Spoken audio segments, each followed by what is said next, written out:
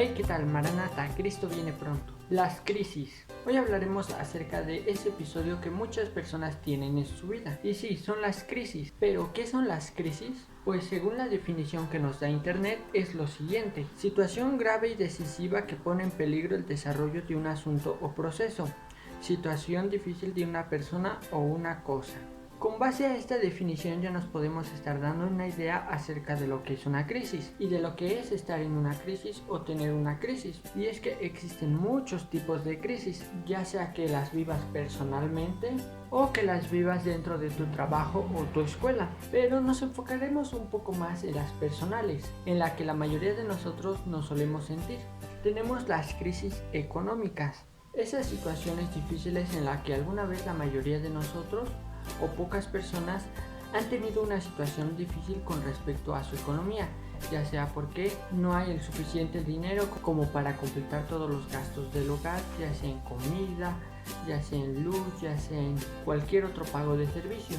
Pero esta crisis también es debido a otra, la crisis laboral, y esta crisis se ha reflejado mucho durante esta pandemia, ya que varias de las personas que tenían trabajos presenciales los han perdido debido al contagio del COVID. Y por supuesto, el conseguir trabajo durante esta pandemia ha sido un poco más difícil, ya que no en todos los trabajos se permiten ese espacio laboral o no todos los trabajos están solicitando ahorita personal. Pero dejando un poco de lado las crisis exteriores, las que nos afectan casi a todos por sociedad, empecemos por un poco las crisis interiores, las llamadas crisis de ansiedad. ¿Y qué son las crisis de ansiedad? Pues son esos episodios en tu vida en los cuales te presentas ante una situación o una circunstancia difícil, en la cual te comienzas a sentir un poco nervioso, un poco tal vez sofocado, y poco a poco esta crisis va afectando a tus emociones. Normalmente esta crisis se da por episodios repentinos,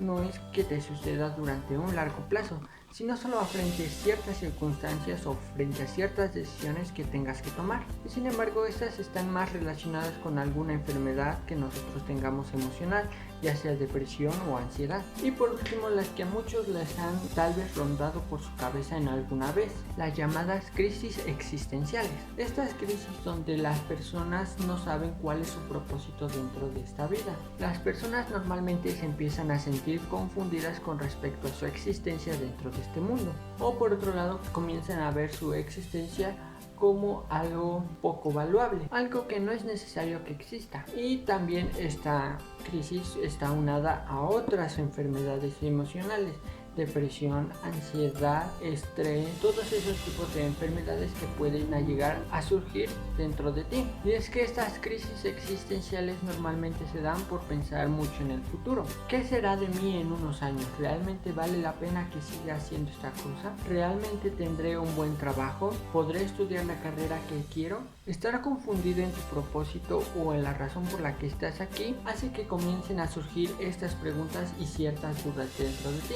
Sin embargo, toda crisis puede llegar a su fin. Nosotros podemos plantar un alto a esa enfermedad, a esa triste situación por la que estamos pasando, y es pidiendo ayuda. Normalmente la mayoría de estas crisis se podrían solucionar con la ayuda de un amigo, conocido o familiar, ya que las crisis económicas se podrían resolver con un simple préstamo, las crisis laborales pudiendo pedir trabajo a un amigo, las crisis de ansiedad y existencial podrías ir al psicólogo. Sin embargo, la ayuda humana no es la solución a todo. Si bien estas te podrían dar una solución momentánea o ayudar a que superes este problema, la verdadera ayuda que podrían salvarnos y ayudarnos a salir de esta crisis, de este mal episodio de nuestra vida, es la ayuda divina. Dios nos puede ayudar a salir de todas las crisis que te puedas imaginar.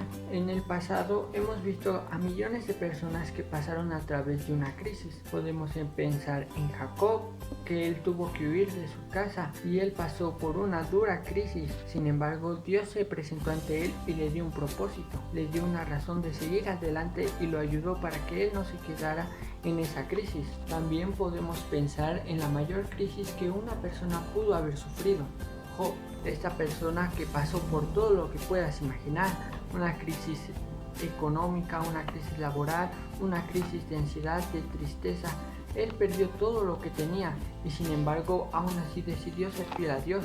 Y aunque él tal vez haya fallado en algunos aspectos, Dios siempre estuvo ahí para él.